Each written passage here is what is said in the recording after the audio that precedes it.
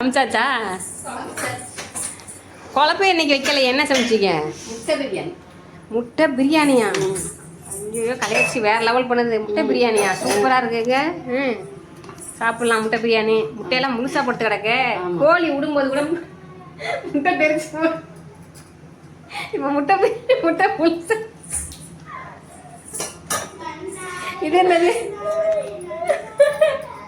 அதுலதான் இங்க என்ன இருக்கு?